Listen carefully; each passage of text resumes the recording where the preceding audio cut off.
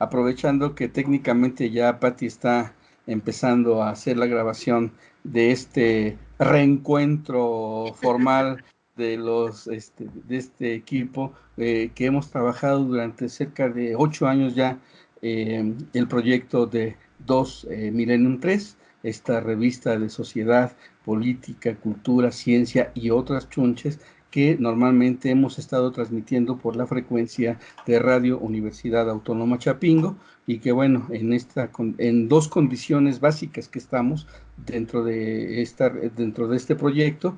El primero, la huelga general del Sindicato de Trabajadores de la Universidad Autónoma Chapingo, y segundo, bueno, pues esta contingencia que nos tiene prácticamente sin la posibilidad de interactuar. Pasmados.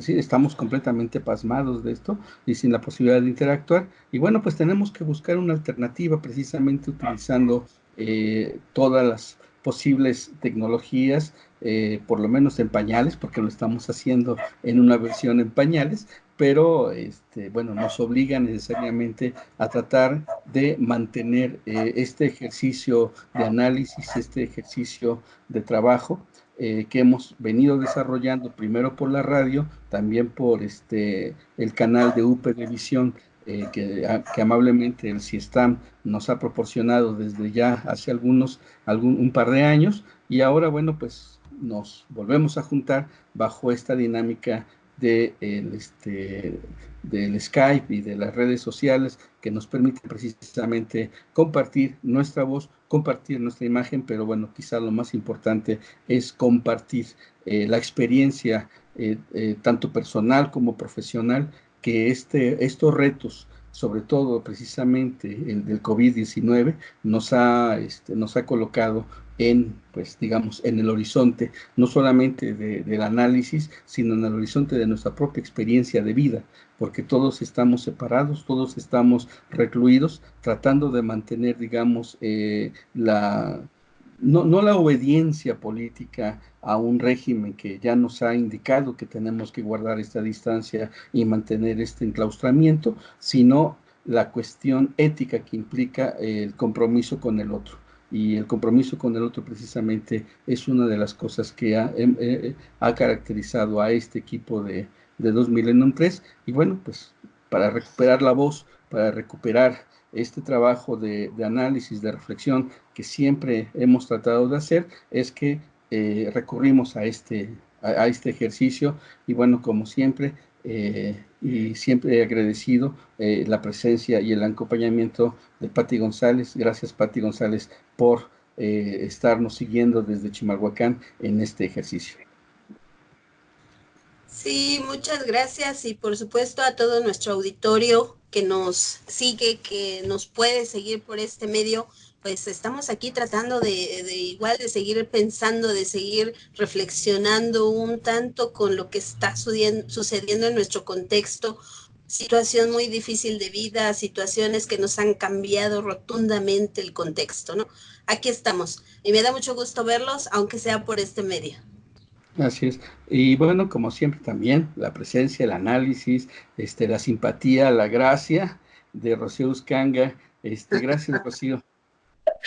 ¿Qué tal? ¿Cómo están? Pues vamos a intentar hacer esto un poco ameno, porque la verdad es que darle gracias a Dios que nos está agarrando en una época en que nos podemos comunicar, aunque sea así. Antes ni siquiera esta oportunidad lo hubiéramos tenido, ¿no? Entonces, mientras tengamos esta posibilidad tecnológica, pues yo creo que hay que aprovecharla. Y pues vamos a platicar de todo un poco, ¿no? A ver cómo le hacemos para agarrar a Maduro, oye, porque ¿cuántos millones de dólares está ofreciendo Trump? Eso está interesante, ¿no? Y qué bueno que Miguel nos acompaña, nos va a platicar un poco de lo mucho que él sabe de economía. Bienvenidos, buenas tardes.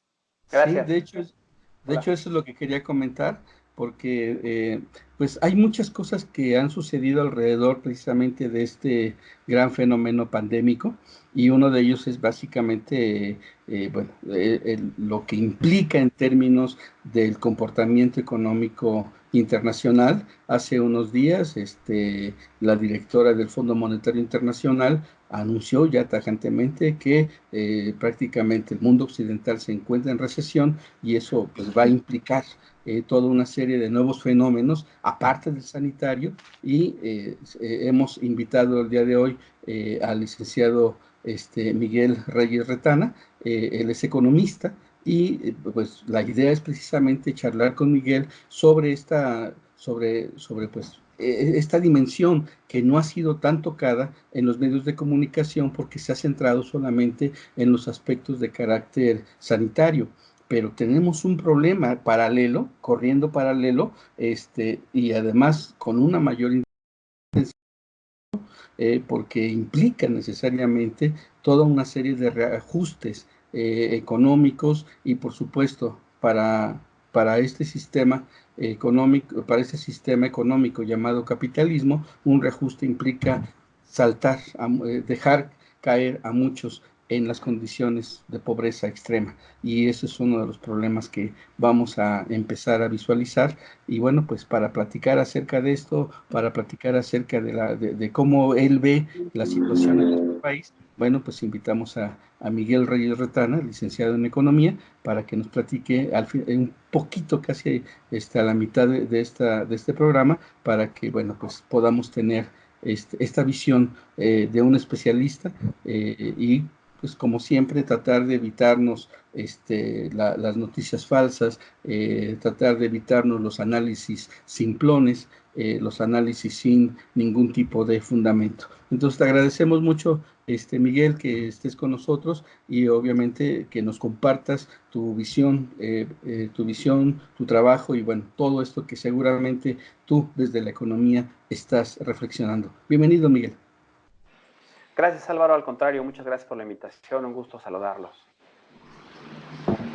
Bien, pues, ¿qué les parece si comenzamos? Tenemos prácticamente desde, ¿cuánto tiempo? Ya tenemos un mes también fuera del aire. Sí. Tenemos un mes fuera del aire, precisamente. Primero, bueno, pues, de hecho, nuestro último programa fue por ahí del 10 de marzo.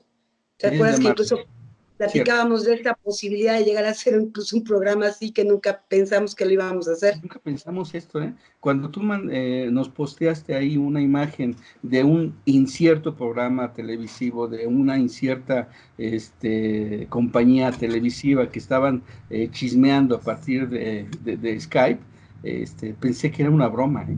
Y ahora resulta que ya cuando lo consideras, dices, híjole, pues en vez de estar en vez de estar ventaneando cosas, mejor hacer reflexión seria de lo que esto implica, sin perder un poco el humor, porque tampoco estamos en el apocalipsis, escuchando ya las 7 trompetas del apocalipsis, ni estamos viendo que vienen sobre nosotros los 4 jinetes del mismo, entonces no podemos estar en una actitud, digamos, catastrófica acerca de lo que estamos viviendo. Claro que es serio, por supuesto que es serio, no podemos eso negarlo, pero también es cierto que tenemos que buscar en medio del desastre, en medio del derrumbe, pues hay que buscar precisamente la posibilidad de levantar los ánimos, los nuestros y los de todos aquellos que nos puedan escuchar.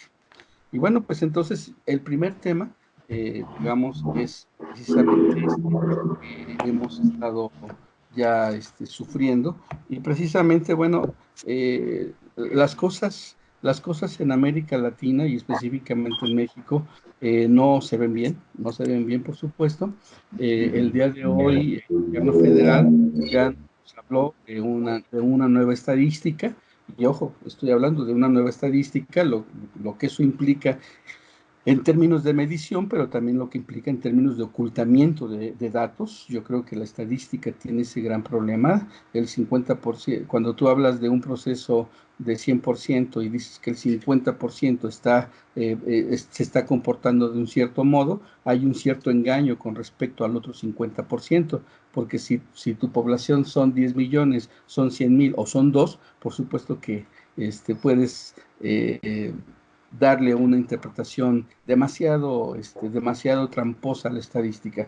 Pero esta estadística nos dice el día de hoy que hay 1.215 casos ya confirmados de coronavirus en México, 3.500 son sospechosos, es decir, que están en el proceso precisamente de su validación médica. 6.282 resultaron negativos, afortunadamente, pero tenemos ya hasta el día de ayer en el reporte que se hizo en la tarde, 29 fallecidos.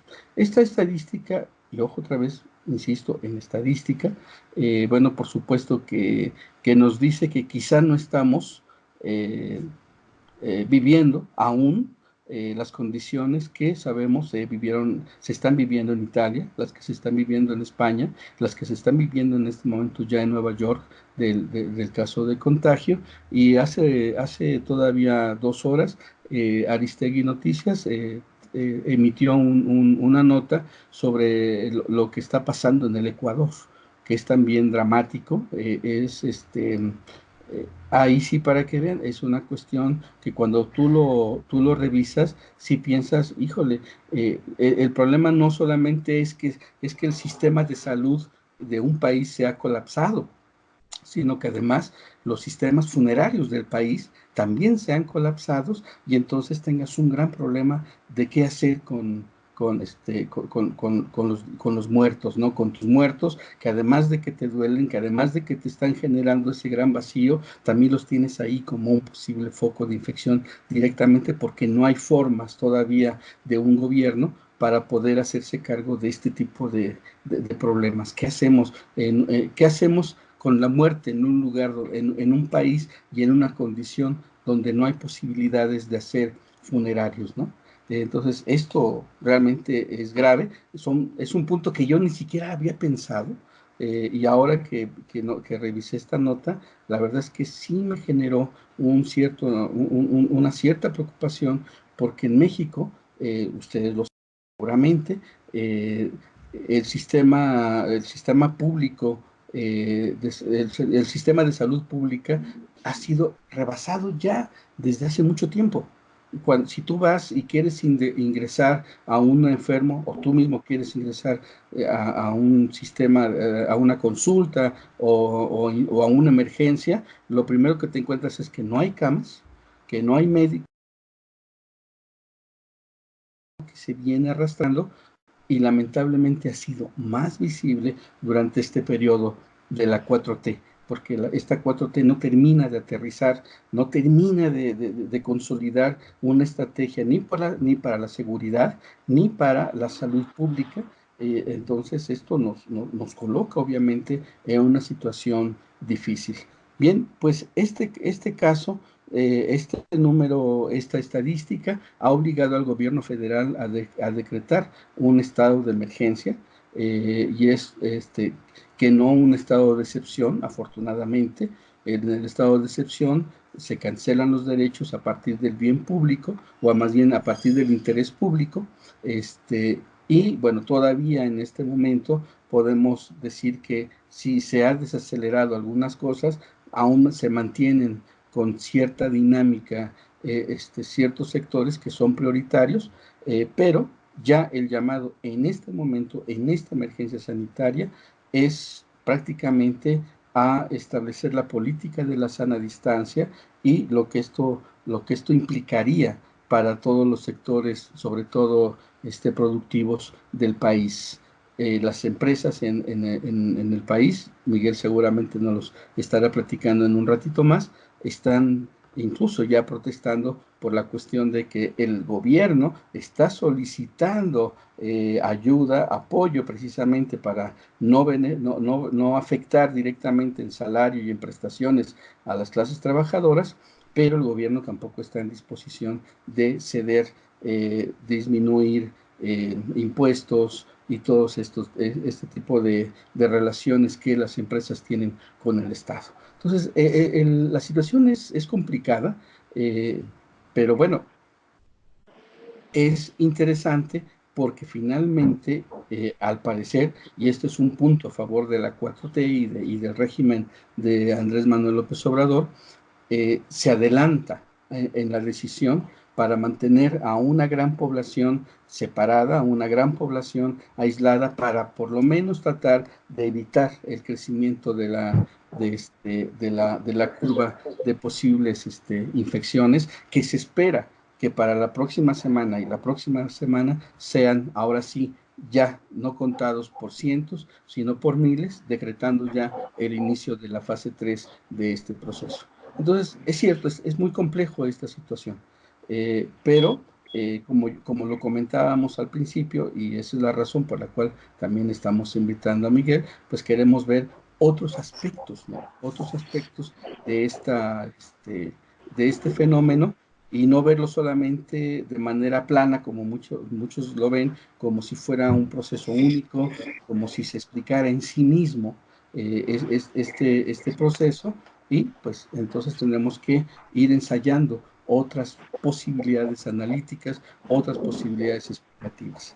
Entonces, este es el problema, este es, digamos, una síntesis demasiado apretada, demasiado grosera de lo que está sucediendo, pero es precisamente nuestro contexto, lo que estamos básicamente visualizando en el horizonte de nuestro futuro inmediato, es decir, estamos hablando de aquí por lo menos al 30 de abril para poder determinar cómo va a ser realmente el impacto que se ha, digamos, predicho en términos precisamente del desarrollo estadístico de lo que podría ser este comportamiento exponencial de este virus, que finalmente ya no nos interesa tanto explicar su origen, sino cómo podemos nosotros, o cómo pudiéramos, pues, encontrar su cura, ¿no? Salir menos afectados, ¿no? Uh-huh. En efecto, salir menos afectados en medio de toda esta coyuntura. Pero bueno, ahí está el tema. Pues mira, yo creo que esto lo podríamos dividir en tres aspectos fundamentales, ¿no? Por ejemplo, ¿qué está pasando ahorita con todo el sistema educativo? Pati a lo mejor nos puede contar cómo se están volviendo locos los papás, ¿no? Es impresionante ver cómo están repelando de la cantidad de tareas, o cómo el dar clases en línea se está volviendo ahora un challenge, una cuestión que no estás preparado, ¿no? El aspecto social, que no tenemos los medios. Exacto, y no estamos preparados ni entrenados, ¿no? Y el aspecto social de cómo, tú decías ahorita el gobierno, pero yo creo que la sociedad se adelantó. En el caso de México, creo que la sociedad se adelantó y sobrepasó por mucho la estipulación del gobierno, ¿no?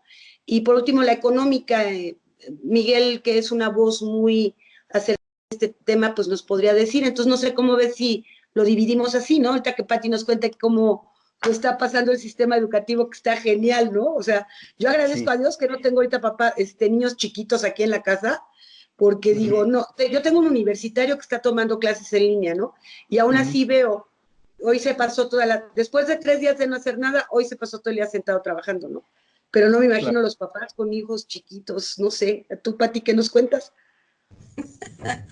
No, sí, claro, es evidente la desesperación, y de hecho los memes, que siempre los hemos mostrado como parte del reflejo del contexto social, muestran mucho de cómo los papás se sienten saturados, y más allá de eso, la violencia familiar, ¿no? O sea, pobres de los niños, ¿no? También, porque empieza a haber situaciones de violencia graves, ¿no? Niños que de por sí en la escuela no trabajaban, pues ahora hay una vigilancia todavía estricta, y además hasta con violencia, ¿no? Que se convierte en situaciones fuertes para los padres, los niños, e incluso las demás personas que viven en el espacio. Comentaba con una persona que son de los diseñadores de espacios, y me decía, es que en este momento, como tengas tu casa, se está dando también una situación en casa. Si tu casa es amplia y tienes habitaciones dispersas, quizá a tu niño lo puedes mandar a la habitación, al otro lo puedes mandar al patio y distribuirlos. Pero cuando tu casa es solamente un cuarto de 4x4 y donde están los niños que regularmente son nuestros niños mexicanos, las circunstancias se vuelven caóticas, ¿no? Y además las mamás dicen, es que este niño come como si antes no hubiera comido, ¿no? Come, desayuna, almuerza, come y vuelve a comer y vuelve a comer y vuelve a pedir para la cena. Dice, y entonces además están agotando los elementos alimenticios que tenemos, ¿no? Cierto, cierto. Yo hace poco recibía el mensaje de una de mis alumnas de doctorado que decía, es que comen como si de veras no hubieran comido jamás, gritan como si jamás hubieran gritado.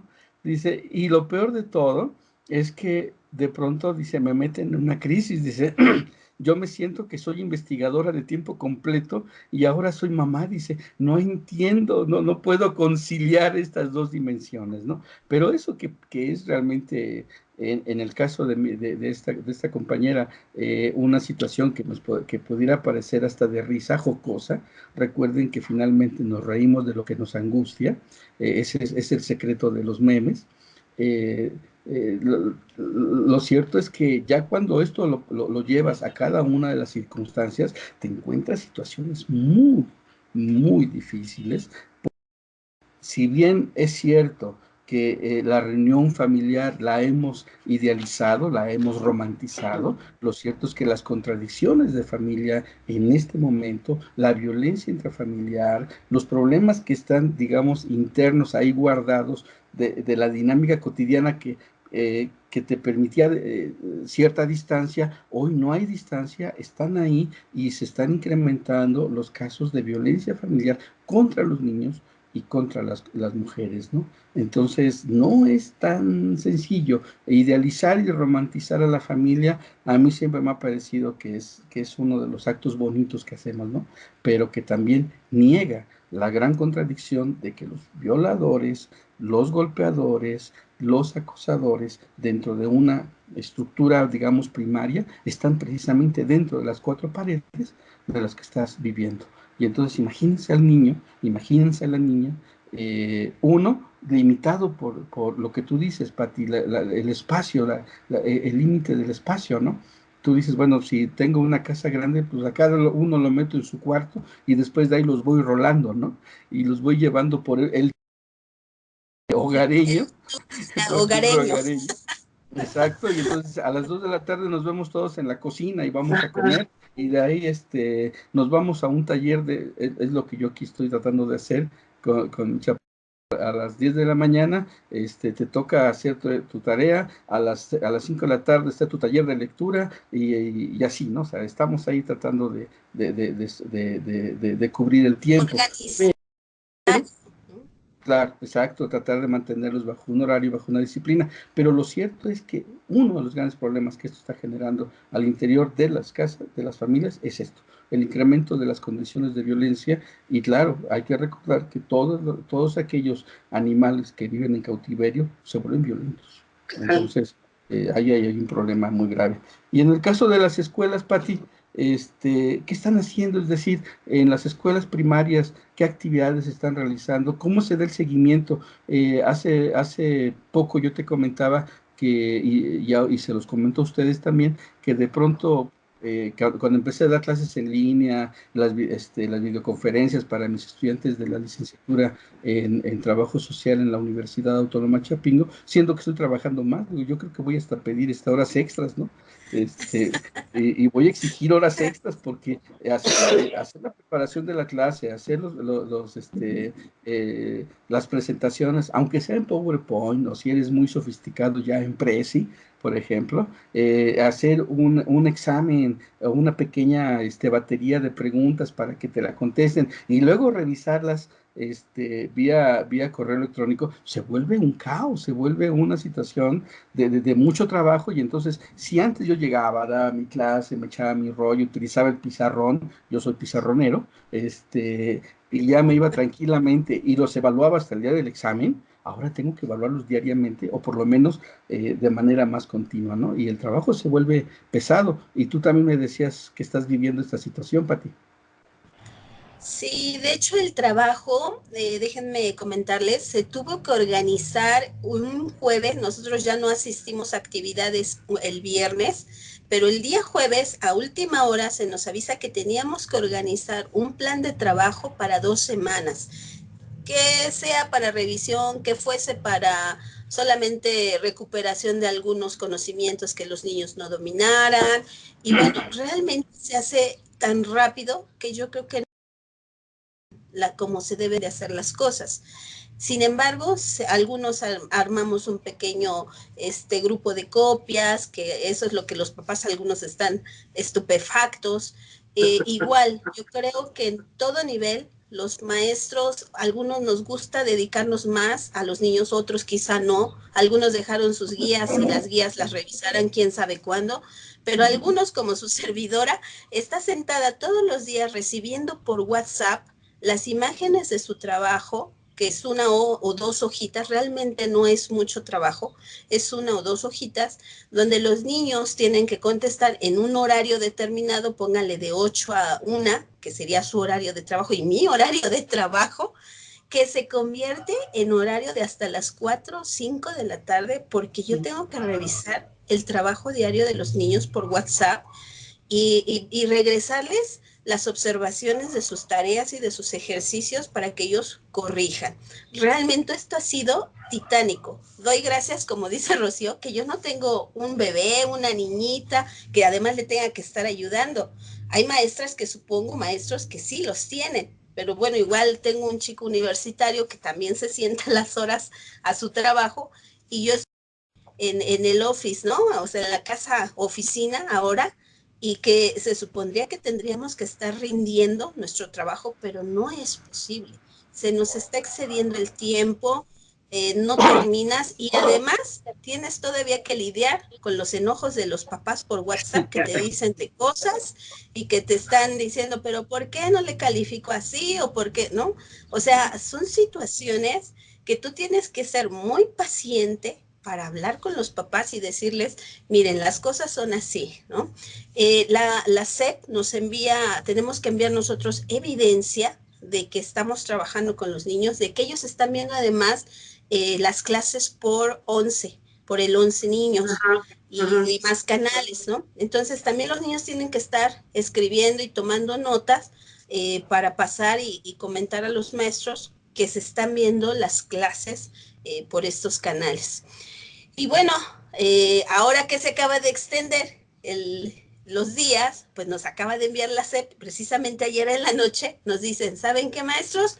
Otra vez, preparen su trabajo para esos 9 días que ya se extendió este asunto, ¿no? Entonces, pues los papás realmente están infartados, es mucho trabajo para ambos, insisto, los maestros que estamos haciendo el trabajo, que intentamos no dejar a los niños fuera de esta situación. Si la escuela era un espacio donde ellos llegaban y era su, digamos que su escape, su único escape de casa, en este momento no lo tienen. No lo tienen y el único contacto que puedes tener es por WhatsApp y a veces pues una llamadita, ¿no? A los papás para aclararles las ideas, mínimo vía telefónica, para que no se exalten, no se sientan mal y pues en este tengamos, pero es difícil, ¿eh? Ha sido muy, muy difícil. Sí, no, es impresionante cómo algo tan sencillo, tan pequeñito como un virus nos ha cambiado la vida, ¿no? Recuerdo mucho una parte del libro que hablábamos la última vez, de hecho, de García Márquez, del amor en los tiempos de cólera, que decía que cuando el ser humano se sentía, ¿cómo se dice?, indestructible, surge un virus, ¿no? Y eso es lo que está pasando. Fíjate que yo creo que esto que pone en manifiesto la rigidez y la inflexibilidad del ser humano con uno mismo. Yo le digo a mi familia que no estamos parados, estamos en un intermedio, ¿no? Esto es como cuando estás viendo una película y le pones pausa, ¿no? No estamos acostumbrados a tener jornadas tan fuertes laborales, el estrés, tu vida siempre tiene una rutina que cuando estás en una situación así, pues obviamente que todo se descontrola, ¿no?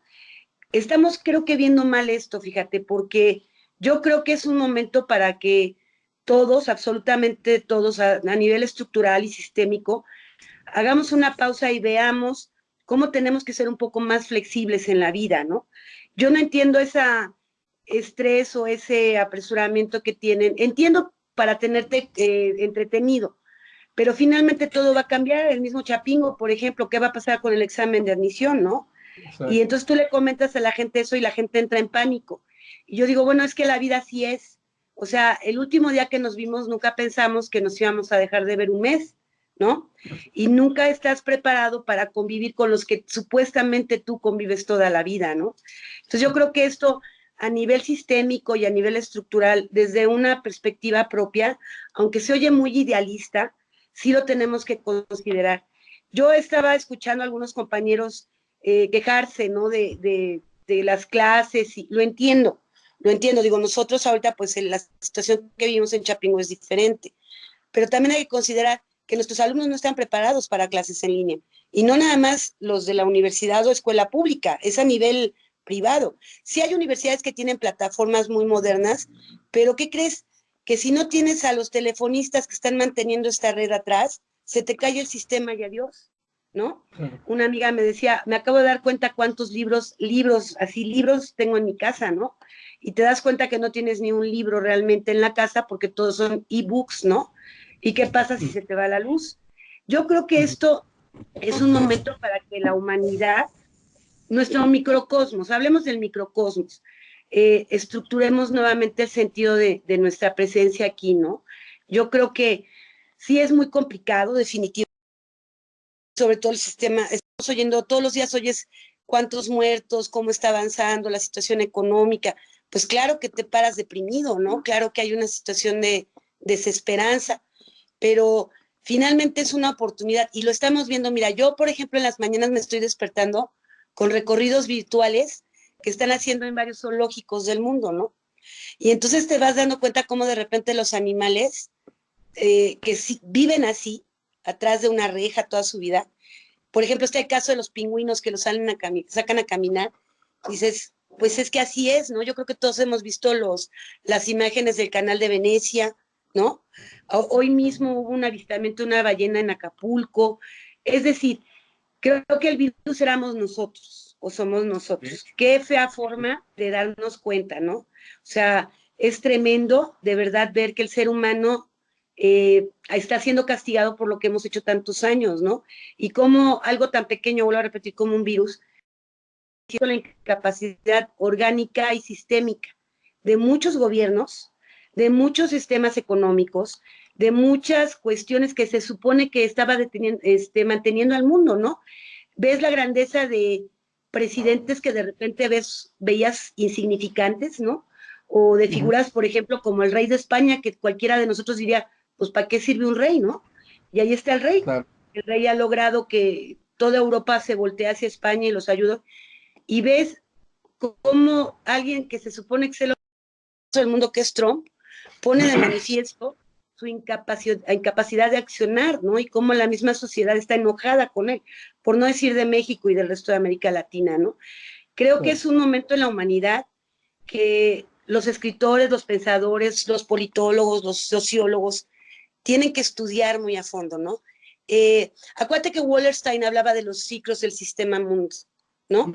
Y yo creo que este es uno de ellos, ¿no? Algo está llegando al fin.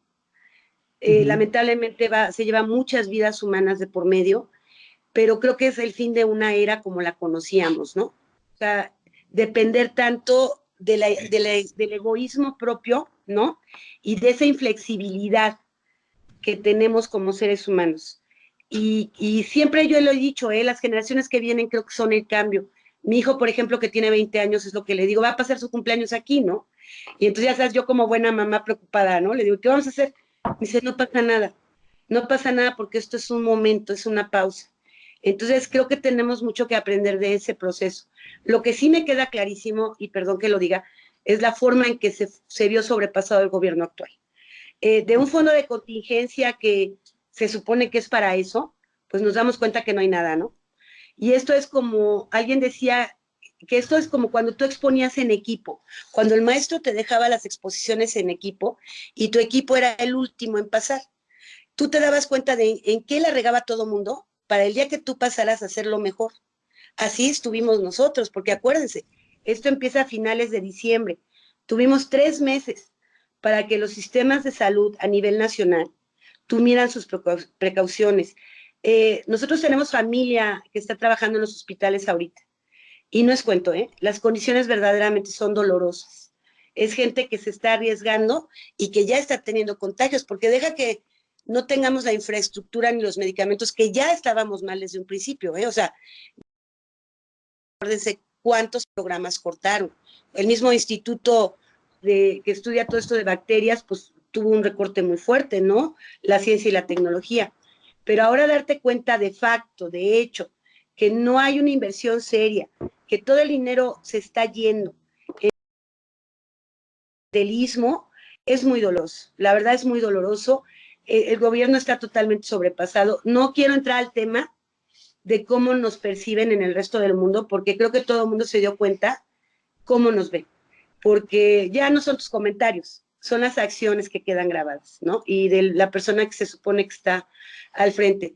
Sí me queda claro que le quedó muy grande el paquete, y pues por algo está saliendo Ebrard, ¿no? Ebrard creo que se está convirtiendo ahorita en la figura junto con Gastel en salir y decir, Gastel y decir, bueno, vamos haciendo las cosas, ¿no? Entonces te vuelvo a repetir, yo creo que esto a nivel mundial debe de generarnos una, pues sí, una crisis, pero más bien como de conciencia, ¿me entiendes? Y sí va a ser el fin de una era. Muchos sistemas tendrán que reestructurarse. Esto nos va a enseñar, por ejemplo, en México, que efectivamente no tiene caso tanto gasto político, ¿no? O sea, yo no, ahorita Miguel nos dirá, pero yo no le veo caso gastando en un aeropuerto que sabemos que no se va a dar, en una refinería cuando la situación del petróleo está como está, por Dios, que no depende de ti, ¿no? En el mismo aeropuerto. aeropuerto. En un tren que tú sabes, sí te digo el aeropuerto, en un tren que tú sabes que está dañando, para esa inversión y destínala ahorita a los sectores más lastimados de la sociedad. Creo que finalmente es una llamada a nosotros mismos desde la trinchera a hacer lo que podemos hacer, ¿no? Y te repito, a lo mejor a nosotros ya no nos va a tocar presenciar el cambio como tal, pero esto definitivamente nos hace pensar mucho en que saliendo de esta crisis, porque primeramente Dios vamos a salir y esperemos que todos juntos, ¿verdad? Ya no podemos ser los mismos, ya no podemos seguir pensando igual, ¿no? De acuerdo contigo, no soy tan optimista como tú, ¿eh? De hecho, se han estado haciendo algunos análisis sobre qué podría pasar precisamente después de la crisis, este cambio, y por supuesto que la idea de que pudiéramos construir una ética a partir del otro, a partir del cuidado del otro, que tanto ha estado mencionando como parte de las corresponsabilidades sociales, también existe la otra posibilidad, lo que de algún modo puede devenirse de la experiencia de Corea del Sur, donde los sistemas de vigilancia se recrudecieron y finalmente los sistemas de vigilancia y de autovigilancia empiezan a constituir las nuevas formas del orden político. Eso lo podríamos analizar en otro programa, pero sí me parece interesante esto que dices. Lo que sí estoy de acuerdo es que no vamos a ser los mismos, ni en número, y esperemos que ni en conciencia, ¿no? Lo discutíamos en una situación muy sencilla como la cuestión del cubrebocas. ¿Es o no necesario el cubrebocas? Los médicos dicen, pues no, si no estás enfermo, no. Sí, pero yo comentaba en algún momento, a lo mejor tú estás sano, pero cuando tú vas caminando por la calle, porque fuiste a comprar un medicamento, fuiste a comprar la despensa de la semana, te encuentras con gente que no tiene esta capacidad del estornudo cívico, que no tiene hábitos de higiene, que además tiene una actitud indolente de aquí no pasa nada, esto es una situación inventada por el imperio, y etcétera, etcétera. Y entonces, ante esa dinámica, el cubrebocas se convierte en un signo no solamente de protección, sino también en un símbolo de cortesía hacia el otro, ¿no? Es decir, marcar ese límite se puede establecer en una dinámica de pensar en el otro, pero es bien difícil cambiar nuestras mentalidades, es bien difícil acabar con un sistema de más de 40 años que nos ha reeducado, nos ha educado sobre el aspecto del individualismo, y bueno, mucho más difícil cambiar una cultura como la nuestra, que de pronto hace meme de todo, la realidad se comporta como los memes. Pero bueno, eso lo vamos Sí, a revisar. Álvaro, Pati. si me permites Sí, Pati. comentar rápidamente, yo creo que cada pandemia en toda la historia del mundo genera un retroceso muy momentáneo de lo que es la medicina, ¿no? Lo estanca en un momento, sin embargo, bueno, detrás de eso pues tiene que salir avante otra vez la ciencia, porque bueno, durante muchas pandemias desde la época primitiva, pues los seres humanos hemos tenido que salir avante.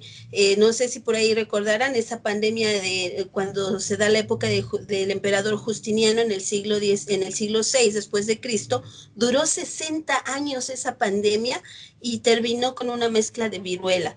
Realmente, pues no se sabía qué era de ello, pero bueno, la cantidad de muertos, ¿no? Otra como fue la muerte negra, que también fue por rata, por el piojo, y que de alguna manera también se le culpa a otro. Esa es una circunstancia que a través de la historia la seguimos arrastrando y no aprendemos de ello, ¿no? O sea, siempre tiene que haber una culpabilidad de alguien que la hizo, ¿no? Para que el otro no se sienta tan responsable, y entonces pues ahí viene lo que entendemos como es un castigo, ¿no? Y bueno, lo seguimos pensando, ¿no? Este retroceso de la medicina, que a pesar de que tengamos tantos avances tecnológicos, nos estanca en un momento para poder reivindicarnos ante el mundo, lo que decía Rocío, ¿no? O sea, darnos cuenta de nuestra nueva realidad, de este hombre moderno que seguimos siendo como ese hombre primitivo, en donde vemos el primer elemento que nos hace dar pánico, ¿no? Nos apanica una pandemia, después nos hace huir, ¿no? Y esto empieza a generar con la limitación a las fronteras, y bueno, esto se da en cada pandemia, ¿no? A lo largo de la historia, y sin embargo no hemos aprendido de ello. Bueno, cada epidemia tiene sus propias dinámicas, ¿no? Y yo creo que esta específicamente corresponde precisamente a la dinámica de un mundo que no solamente se interconecta a través de las redes, de los satélites, sino a través precisamente de los medios, ¿no? Y entonces este es un virus para un mundo globalizado. Sí, entonces esto es prácticamente parte el colofón, digamos, el punto la cereza del pastelito de este mundo globalizado, ¿no? Ya no pensábamos como en el caso del ébola, que siempre lo hemos focalizado en África, ¿no? Y de ahí no ha salido, No porque pareciera ser traspasaba que, fronteras, perdón. no traspasaba fronteras. Exactamente, no traspasaba fronteras y era una epidemia, digo, no simple, era una epidemia, pero ahora esto, en un mundo donde no habíamos colocado ningún tipo de frontera, menos arancelarias, como seguramente Miguel nos puede explicar mejor, eh, esto pues se nos va de las manos porque se nos fue de las manos la globalización y se nos fue de la mano precisamente todo este proceso de intercomunicación que no solamente es dialógica, sino que también es viral, ¿no? Y entonces, bueno, pues tenemos que estar superviviendo a esto. Pero, ¿sabes, Álvaro? Yo, perdón, rapidísimo, yo creo que no es tanto generalizar, ¿eh? O sea, precisamente por la evolución que hemos tenido en las estructuras, te vuelvo a repetir, esto pone a prueba la falta de coordinación de todas las estructuras políticas en todos los niveles, a nivel mundial y nacional, ¿eh? Y se supone que estamos en el siglo XXI, donde ya hablamos con cierto tipo de conocimiento, ¿no? Y yo te diría, Pati, no es que una pandemia retroceda en la medicina, demuestra la incapacidad del ser humano. Si esto hubiese sido, o sea, hay varias cosas. Desde que surge en China y no se avisa como tal, ¿no? Porque cuando se sabe, pues ya estaba la situación desastrosa allá. y la falta de coordinación y de ayuda a nivel internacional, más nacional, te queda de manifiesto que no hemos aprendido nada, ¿eh?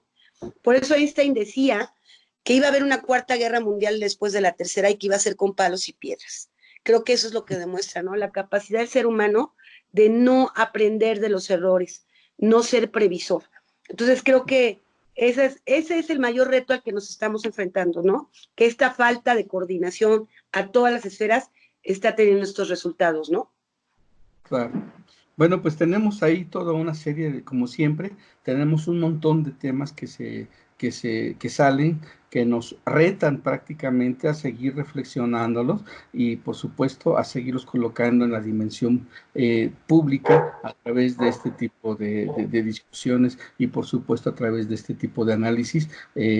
Pero bueno, ¿qué les parece si ya en este momento pasamos a la charla con Miguel Reyes Retana, y al que hemos invitado para esta actividad?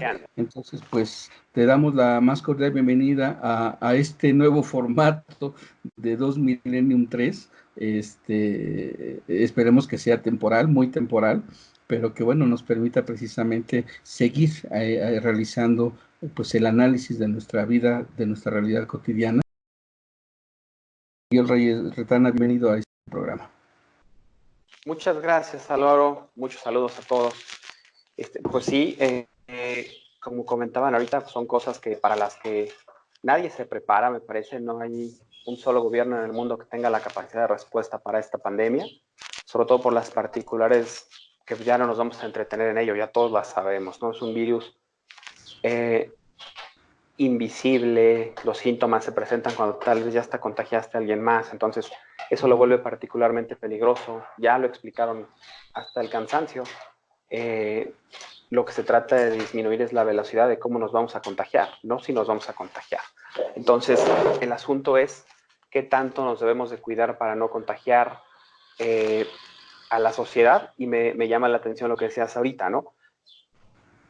Dejar caer, o como lo mencionabas, como la caída de un sistema, dejar caer a la mayoría de la gente a unas condiciones de pobreza. En este caso, me parece que la particularidad de estos problemas, de esta pandemia, es que los que pueden ser más afectados pueden ser exactamente aquellos que tienen menos, ¿no? Los más pobres. Si pensamos ahorita y empezando a contextualizar, vemos la vivencia de la pandemia o la vivencia del inicio de la cuarentena en dos dimensiones. Hay aquellos que están batallando, teniendo problemas por aspectos de convivencia que no son minimizados, pero también están aquellos que no pueden quedarse, ¿no? Aquellos que no pueden guardar una cuarentena y no pueden quedarse en casa, y no es por irresponsable, simple y sencillamente es, no, si me quedo en casa no como, tal cual. Claro. Y sí, por lo menos 40 millones de personas, ¿no? Por lo menos, sí, en México. 60, si tomamos a los pobres, ¿no? Es correcto, 60 millones de pobres, los cuales hacen trayectos de viaje para sus centros de trabajo, para visitar a su familia, regresar a su centro a casa. Entonces no pueden darse el lujo de quedar en una pandemia, de quedarse en cuarentena, porque pues, aunque los hijos no van a la escuela, lo mencionaban ahorita, ¿no? Relacionándolo con la parte de salud, pues los hijos comen. Entonces, si nos quedamos todos encerrados, ¿qué vamos a comer? Entonces no es por irresponsables, no es porque no sean empáticos, no es porque no deseen ayudar, sino que simplemente las condiciones no tuvieron la fortuna de tener una actividad que les permita cuidarse y cuidar a los suyos, y tristemente son aquellos que más se exponen. Y en este sentido, ¿cómo lo vemos con la parte económica? Pues esta pandemia tiene dos cosas o dos aristas. La primera es la parte de salud, que ya ustedes la abordaron, me parece que bastante bien, con la respuesta del gobierno tardía, laxa. Me parece que la sociedad se adelantó, como lo mencionaron hace un rato, se perdió credibilidad en el gobierno por este mismo fenómeno que vivimos de un mundo global, ¿no? De una sociedad global. Difícilmente alguien se cree que no está pasando nada. Entonces la sociedad se adelantó, incluso al gobierno, incluso a los gobiernos estatales, se empezaron a preparar. Y el gobierno ha respondido al día de hoy, y para lo que me han hecho el favor de invitarme es ¿qué va a pasar? Pues a ciencia cierta, no te voy a engañar, así decirte bote pronto va a pasar esto, no lo sé, porque es un asunto sin precedentes, pero podemos pensar que van a pasar varias cosas porque lo podemos dividir en 2 etapas. La primera es la de salud. Y después vendrá, o ya se está manifestando, la parte económica. ¿De qué? Y me parece que van muy ligadas, porque la primera depende de la segunda y la segunda depende de la primera, ¿no? Si fuéramos un país que pudiéramos garantizarle a 60 millones de pobres un ingreso en el cual le dijeras, tú quédate en tu casa, aquí está para que comas, me parece que en un mes podríamos decir que disminuimos la velocidad a casi 0 y la hemos superado. Pero si no podemos garantizarle a 60 millones de pobres que se queden en su casa, lo que va a pasar es que mucha gente va a seguir saliendo. Y entonces ya hemos visto qué pasa cuando no se toman las medidas adecuadas. Con países pues, en Europa, donde se están viendo cosas que no se... Pues la crisis está siendo muy profunda porque ya llevan más de un mes. Y aquí el subsecretario ya fue muy claro, si no nos quedamos un mes en casa va a ser más tiempo. Y quedarse en casa más tiempo va a hacer todavía más profunda la caída en la parte económica. Entonces, esa es la particularidad o un problema, le llamaríamos endógeno, que tiene ahorita México, es cómo metemos a la gente a su casa si no tienen para comer. Y después, ¿qué va a pasar? Si no nos guardamos bien y la cuarentena o el tiempo de estar en no contacto con más personas, pues va a hacer que sea más profunda la crisis y más difícil de salir. Entonces, yo vería que ahí está el asunto. Otra cosa, me parece que el gobierno tendría que dar ya un mensaje claro qué se va a hacer en términos económicos. Al día de hoy no se sabe, al día de hoy hay propuestas, la iniciativa privada ya solicitó qué hacer, intelectuales, gente académica ya también dijo qué vamos a hacer, están dando propuestas. Yo espero que el presidente tome cartas en el asunto cuanto antes mejor, porque siempre la economía es mucho de expectativas y de incertidumbre. Al día de hoy hay mucha incertidumbre. ¿Por qué la gente no se guarda? Porque no tienen certidumbre de su manera de vivir. Si el gobierno pudiera, como repetí hace un rato, garantizar que no se van a despedir a las personas, que las empresas van a poder tener algún crédito fiscal, una exención fiscal, mientras no despidan gente, me parece que la incertidumbre aumenta. No hay una sola persona que no le importe qué va a pasar con sus negocios, con su forma de comer, sus recursos que va a llevar a casa. Algunos tienen más suerte, ventajas, un mejor contexto, tuvieron mayor fortuna con algunos contactos para tener un mejor trabajo, tener seguridad social, tener un sueldo y poder estar en su casa descansando y que su mayor preocupación sea aburrirse. Claro. Para otros, la mayor preocupación es ¿qué comemos? Para mí ese es el principal problema y lo que más me preocupa, porque repito, va una con la otra. Entonces no sé si está siendo claro el argumento. ¿Qué hacer? Pues esa es la gran pregunta, ¿no? que se plantea para el gobierno. ¿Qué ha hecho? Si estoy mal, me corrigen. Según yo, solo ha aumentado o ha planteado que se van a adelantar las transferencias a ciertos grupos. Me parece que eso no ayuda demasiado. Es un dinero que está destinado en el presupuesto de egresos de la Federación y únicamente lo que vas a hacer es adelantarlo del mes 3 al mes 2, el mes 5 al mes 2, al mes 4 o el mes 7 al mes 4. Pero nadie nos garantiza, repito, porque no hay certidumbre aún, de que en 40 días estemos todos de vuelta en la calle. Al día de hoy, mucha gente se queja y tienen razón. Hay gente que no lo toma en serio, que piensa que es un chantaje, que piensa que es burla, que es lo que dijeron hace un rato, y no se están guardando. Yo espero que no nos explote la bomba como ha explotado en distintos países, porque sería caótico. Entonces, la crisis sería todavía más profunda. ¿Me explico? Sí, la disyuntiva es ahorita, ¿qué podemos hacer? ¿Qué puede hacer el gobierno, no? Oye, Miguel, perdón, pero ¿estás de acuerdo que esto ya venía mal desde antes de la pandemia como tal? La economía mexicana venía estancada, no teníamos crecimiento, de hecho no hay inversión extranjera, las señales que se mandan es no inviertas en México porque con una levantada de manos te cancelo el proyecto de inversión, lo hemos visto varias veces. Están pidiendo pues que se condonen deudas, que se condonen impuestos, precisamente con el afán de mantener al empleado activo, aunque no esté activo presentemente o físicamente. ¿Tú qué crees que debería ser la actitud inmediata del sector gubernamental con respecto a tratar de mejorar una economía que venía ya golpeada desde antes, mucho antes, pero que ahora le ha dado tiros de gracia? Sí, mi perspectiva es que pues planteo primero, tiene razón en la parte del contexto, ahorita tenemos un riesgo país mucho más alto, lo cual no somos un país tan factible para endeudarnos. Hay quien dice, vámonos como algunos otros países y adquirimos deuda. No sé y no estoy seguro que podamos adquirir deudas así tan rápido, ¿no? Porque, como lo comentabas ahorita, el riesgo país está en aumento por esta cancelación de aspectos de inversiones. No somos un país ahorita atractivo para invertir por la parte legal de las consultas. Y dos, nuestro contexto interno, como bien mencionas, veníamos en un aspecto de no decreció la economía, pero tuvimos un crecimiento cero cuando el nivel contexto internacional, era favorable y todo el mundo estaba creciendo y todavía alcanzaron algunos meses del cambio de gobierno para mantener una inercia, pero particularmente pues nos fue mal el año pasado. Este año le va a ver mal a todo el mundo y me parece que no vamos a hacer la excepción, y el asunto acá es, como decíamos hace ratito, cómo aminorar el golpe, cómo evitar que seamos a los que nos vaya peor. ¿Qué tendrá que hacer el gobierno? De entrada,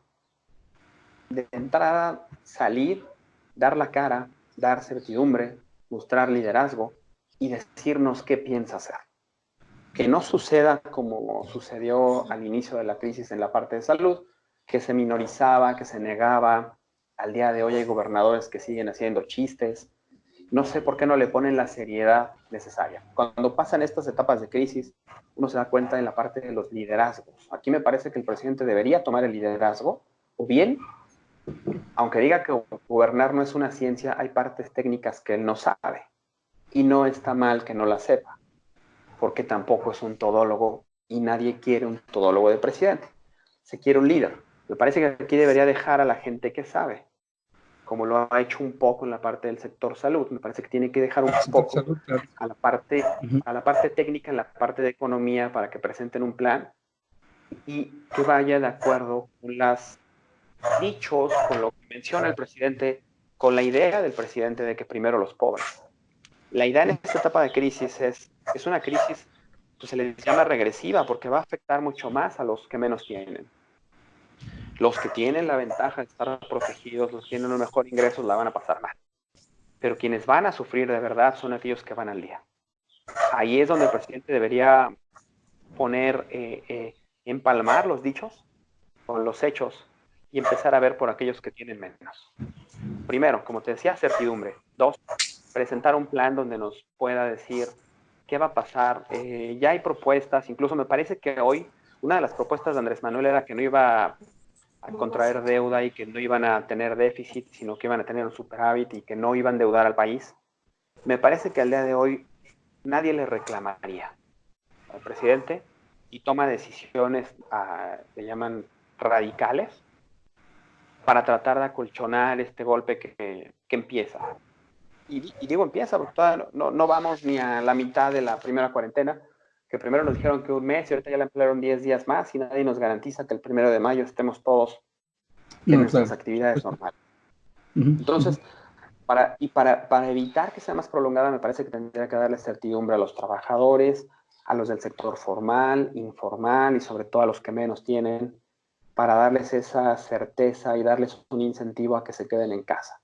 Que no haya alguien que tenga que salir por comida.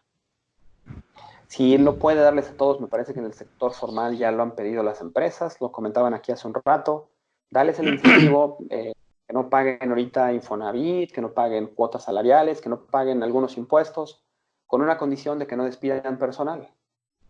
Y que la gente tenga la seguridad en el empleo, como lo hemos mencionado en algunas ocasiones. Teniendo la seguridad en el empleo, pues me parece que tienes algún mecanismo para poder quedarte en casa. Si te puedes quedar en casa, entonces el golpe va a ser menos profundo. Y decir que haga, te digo, en economía se le llama medidas contracíclicas, que es incrementar el gasto y la inversión. El asunto es que ahorita necesitamos algo de corto plazo, vía transferencias. Porque expandir ahorita el gasto en inversión no se ve de inmediato, no puedes, no hay demanda porque todo el mundo está en sus casas. Cuando esto se profundice a través de las cadenas productivas, esperemos que no haya desabasto de bienes, pero se empieza a contraer la economía. Lo que tiene que hacer el gobierno es no dejar que la demanda agregada se contraiga de una forma tan profunda que después nos cueste demasiado salir de ello. Entonces, recapitulando y repitiendo lo que me habías preguntado, ¿qué tiene que hacer ahorita el gobierno? Dar certidumbre, que se va a tratar de respetar la estabilidad macroeconómica, el Estado de Derecho, que se van a dar incentivos a las empresas, que se va a ayudar a los que menos tienen. Y yo pondría, ya lo comentaste hace un rato, en tela de juicio algunos proyectos que se están llevando muchísimo dinero, algunos sin proyectos ejecutivos que los avalen y sin ser avalados por especialistas. Sabemos, y la mayoría saben, que no son viables ni económicamente ni ecológicamente y que están ahí por un asunto que se prometió en campaña. Me parece que es un buen momento para que el presidente recapacite en esos asuntos, deje la parte técnica a los técnicos e idear un programa de, dicho muy coloquialmente, de amortiguar el golpe. ¿Me explico? Para no ser fatalistas, pero el escenario de hoy me parece que tampoco se puede ser, mejor de ser optimista, cuando vemos que solo nos estamos quedando de pie, cuando viene el torbellino o viene el golpe, ¿no? No estamos poniendo nada para detenerlo y no estamos haciendo nada para disminuirlo. No es culpa del presidente. Es un virus que no salió de aquí, viene del exterior, pero estamos en un mercado, en un mundo global. O sea, no lo creaste tú, pero te toca defendernos. No eres tú el causante, pero te va a afectar. Y mi Miguel, punto es ese. Sí.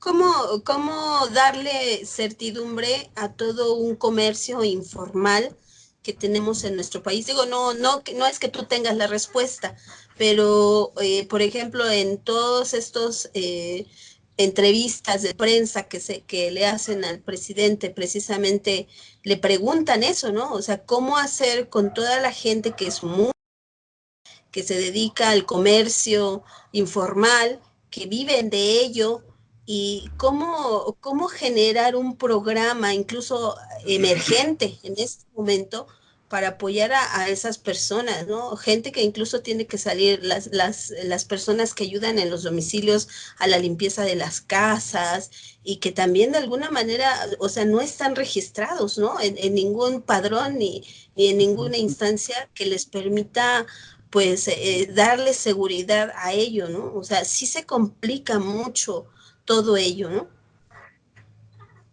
Es complicado, pero hay manera.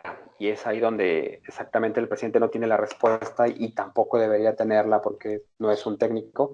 Pero Hacienda tienes la manera de identificar grupos de población, tienes la manera de identificar gente que lo necesita y de dispersar los recursos. Tienes un censo del bienestar con todas las deficiencias que se le han hecho.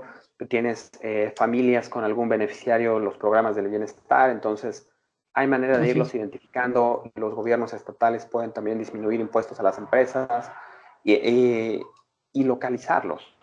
Y al final del día, tratar de que para ellos sea el golpe lo menos duro posible. Hay empresas, muy pocas, pero hay empresas que están haciendo, tratando de sostener el salario mínimo. Algunas les están pagando a cuenta de vacaciones, les están tomando, te doy tus días de vacaciones, pero tienes que trabajar o tienes que hacer esto. Y después de los 10 días o después de cierto lapso le están pagando el mínimo. No todas pueden, no lo podrán hacer por siempre también. Y para los sectores informales me parece que se debe, o sea, tampoco es sencillo porque no había nadie preparado para ello, pero me parece que puedes implementar algún mecanismo en el cual puedas apoyarlos de esa forma. Bueno, pues lamentablemente el día de hoy en esta rutina comunicativa que tiene el señor Andrés Manuel López Obrador, precisamente dijo todo lo contrario. Es decir, cuando se le cuestionó en términos de por qué no aceptar los reclamos de la Cámara de Comercio y de prácticamente toda la Cámara Industrial en México acerca de recibir incentivos. Esto de un modo bastante, a mí me pareció grave, me pareció irreflexivo, pero finalmente pues es parte de ya un estilo de informar y de gobernar. Él dijo que entonces si se hacen este tipo de incentivos a las empresas, ¿de dónde va a sacar dinero para los pobres? Es decir, si ellos no pagan sus impuestos, ¿de dónde voy a sacar yo dinero para los pobres? Y así lo dijo. Yo normalmente no veo la mañanera, lo confieso abiertamente.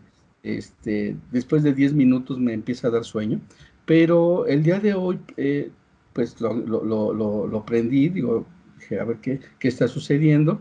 Y justamente le estaban preguntando acerca de esta situación, de cómo el gobierno federal iba a reaccionar frente a los llamados de la empresa privada para, en efecto, a partir de recibir por parte del gobierno federal de estos incentivos,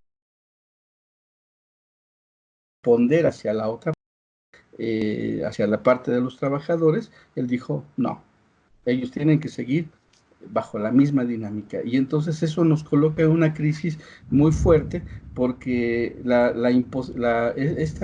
este empecinamiento que tiene el gobierno federal de que los ricos tengan que dar para los pobres, parte de un principio falso, el principio del voluntarismo, ¿no? Las empresas por voluntad ni por ética van a responder afirmativamente a este llamado de solidaridad desde el Estado sin recibir el estímulo adecuado para ello, ¿no? Y entonces pareciera ser, con esta respuesta, que la dinámica se hace más conflictiva y más difícil en este momento, donde debería, en efecto, de estar generando esa certidumbre que tú nos mencionaste hace unos minutos, ¿no? Pero y lo que además, puede perdón, ocasionar es... perdón, pero Sí, además sí, sí. considera también que muchas son empresas que él mandó a llamar, que los llevó a Palacio y les pidió un moche voluntario para la famosa rifa no rifa. No hay que olvidar eso, ¿eh? O sea, también la forma en que ha tratado al sector industrial de este país deja mucho que desear. Entonces, no es válido ni en términos políticos ni económicos que pidas una tregua, un apoyo cuando tú no has dado ningún avistamiento de tu voluntad y de tu seriedad al momento de gobernar. Claro. Miguel. Era lo que comentaba, perdón. Sí, era lo que comentaba cuando mencionabas lo de si podemos, las señales o el respeto al Estado de Derecho, ¿no? El tratar de atraer inversiones. Recordemos que el gobierno no es un generador de riqueza, la riqueza se genera por las empresas que proporcionan empleo, la gente que obtiene su empleo ahí, y al final del día, pues si no se hace esto, me parece que mi opinión, pues va a ser más profundo el golpe. Porque al final, si tú le dices a una empresa, no te voy a hacer ninguna exención fiscal y tú tienes que pagarme, pues me parece que los pone en el margen de que puedan cerrar y entonces hay una pérdida de empleos. Hay gente que pasa al sector informal y entonces no van a pagar empleos y puede ser un golpe al revés. Le puede salir al revés al gobierno, lo cual no lo desea nadie, me parece. Todos nos gustaría que esto fuera lo menos duro posible. Insisto, no es un problema del gobierno. Nadie culpa al presidente porque el mundo vaya a tener una contracción en el PIB y no bajen las remesas, baje el turismo, se cierren las fronteras, lo que implique que tenemos menos ingresos. Nadie lo culpa por la disminución de los precios del petróleo. Eso le va a pegar en las finanzas públicas en este año, le va a tener que ajustar de algunos programas. Me parece que tiene una oportunidad para dar un golpe de timón y repito, me parece que nadie lo juzgaría mal si cancela algunos proyectos que no tienen desde el punto de vista económico sentido y destina ese dinero para la parte del sector salud y tratar de que la demanda agregada no caiga de una manera, no se contraiga tan profunda y tratar de aliviar, como él dice, como él pregona, pues tratar de ayudar a los más desprotegidos. Entonces, claro, yo espero que le haga caso a parte de su equipo técnico, como con mucho trabajo, Miguel, le hizo caso al sector salud. Perdón. Perdón. Sí. Sí, una última pregunta ya para ir cerrando esta conversación. Finalmente tampoco podemos abusar del tiempo probable de las personas que pudieran estar o viendo este programa posteriormente. Pero la pregunta es, ¿tú verías factible el endeudamiento como estrategia en este momento? Sí. Porque él se ha negado, ¿no? A endeudarse, Porque a generar deuda porque es pública. una promesa de campaña. Es una promesa de campaña y la deuda en sí no es mala. O sea, nos han estigmatizado con una parte de la deuda, de no pidas deuda. La deuda no es mala, me parece que el problema no es ni la deuda ni el nivel de la deuda, el asunto está en la capacidad de pago. Me parece que si ahorita se saliera el presidente a decir, ¿saben qué? Yo sé que lo prometí, pero pues yo no creé este entorno desfavorable, vamos a tomar esto, vamos a cancelar ciertos proyectos de infraestructura prioritarios para él, ¿no? Como una refinería, un aeropuerto, la refinería de plano la cancelaría y destinar ese dinero al sector salud en equipar, en esta primera etapa, equipar hospitales, comprar lo que haya que comprar, que haya abastecimiento, y dos, tratar de que el impacto económico sea lo menos duro. Repito, Claro. y no por el ámbito político, sino porque al final las crisis, como lo mencioné al inicio, pues son regresivas. Claro. Acaban dañando más a los que menos tienen. Entonces, yo esperaría que en ese sentido él pudiera dejar en manos de la gente que sabe la parte técnica y recapitular. De entrada, cuanto antes, me parece que tiene que dar un mensaje de certidumbre, porque al día de hoy estamos viviendo para la parte económica lo que vivimos en la parte de salud. Había especulaciones, había rumores, se sabía que el virus estaba propagando, muchos países estaban tomando medidas, él nos decía que no y al final fue rebasado por la sociedad. Por supuesto. Acá en la parte económica, pues me parece que no se puede rebasar. La empresa no puede decir, pues, no pago, ¿cierto? Entonces, casi se necesita que haya una voluntad política para aliviar esto. Si no lo hace, me parece que entonces el problema sí va a ser después por su inacción. Entonces, todo lo que él está tratando de ahorrar le puede salir peor. Claro. Claro, que finalmente una bolsa de 400,000 millones de pesos no es una gran bolsa si consideras toda la realidad nacional, ¿no? Si consideras el valor de la economía mexicana, pues me parece que no. Me parece que incluso si fuera en su asunto de no quitar sus proyectos prioritarios, me parece que pasa nada si los aplazara un año. Cada peso, o sea, el asunto es que el presupuesto está limitado este año, cada peso ya está destinado, ¿no? Y si este ya se ve complicado, pues hay que tratar de ponerlo menos complicado. Y no pasa, me parece que, insisto, yo creo que le haría bien ahorita dar un golpe de timón y decir, varias cosas de campaña no se van a cumplir porque esto es una emergencia. Y nada pasaría, ¿no? Claro, exactamente, nada pasaría. Bueno, pues, ¿qué les parece si vamos cerrando? Sí, perdón. ¿Quién juzgaría que te endeudes, que dejes de hacer ciertas cosas por cuidar la salud de la población? Claro. Me parece que nadie en su sano juicio. Así es. ¿No? De acuerdo contigo. Bueno, pues, ¿qué les parece si vamos cerrando esta transmisión, este trabajo del día de hoy? Ya ni siquiera dije la fecha, 1 de abril de 2020, en el cual recuperamos esta actividad de 2003. Por supuesto, les quiero agradecer a todos ustedes estar presentes, digamos, en esta reactivación de este proyecto, y bueno, por supuesto a ti, Miguel, por habernos aceptado esta entrevista, esta charla, que a mí me parece que es esclarecedora en el sentido de lo que implica las grandes decisiones de orden económico que este régimen gubernamental tiene que aterrizar en breve, y precisamente en la dinámica de crear certidumbre. Pati, ¿tienes algún último comentario? No, evidentemente que lo que comentábamos, hay que aprender de esto, ¿no? Así como hacemos ahorros o prevenimos o hacemos, no sé, el gobierno determina cierto sector económico para prevenir cosas. Yo creo que ya a esas alturas deberíamos de tener un apartadito, ¿no? Como familia mexicana, desde familia mexicana hasta como gobierno, para afrontar estas cosas, ¿no? Estas cosas que nos vienen inspiradas. Se tenía. Efectivamente, se tenía el fondo de contingencia. El año pasado se gastó la mitad. Así es. Entonces, habría que preguntar dónde está, que sabemos dónde está, ¿no? Pero bueno. Así es esto.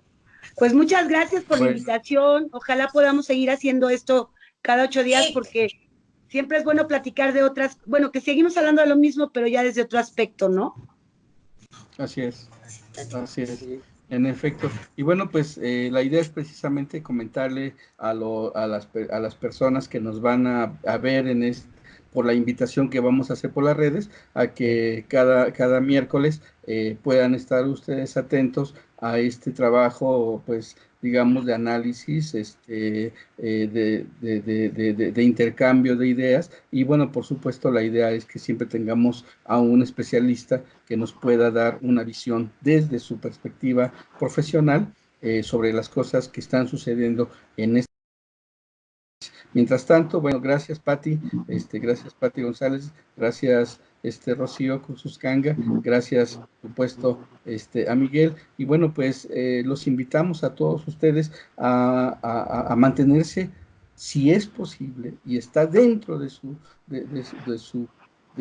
situación de decisión y mantener esta contingencia, hágalo. La sana distancia es importante en este momento. Es en serio, yo les digo a mis estudiantes, esto no es un complot del imperio, hay un maldito virus que está ahí, que nos está cambiando la realidad y que tenemos que confrontarla básicamente con inteligencia, ¿no? No con el pánico, sino precisamente con acciones inteligentes. Y entonces, bueno, si usted puede, quédese en casa, haga todo un plan de qué hacer en estos 30 días y seguramente va a encontrar que hay una parte no romántica de la familia, pero que es fundamental recuperar. Entonces, bueno, pues por supuesto que hay que hacerlo, y a esto es lo que los invitamos. Esto fue 2003, una revista de sociedad, política, cultura y otras chunches. Se despide de ustedes su amigo Álvaro Reyes Toski, pues invitándolos a que se mantengan con nosotros en estas y en este trabajo. Muchas gracias. Buenas tardes. Por la invitación. Sí. Hasta luego, saludos, cuídense mucho todos. Es la segunda vez, gracias. Claro que sí. Y bueno, le pediríamos a Pati que nos deje de grabar para ya poder chismear de otras cosas. Hasta luego.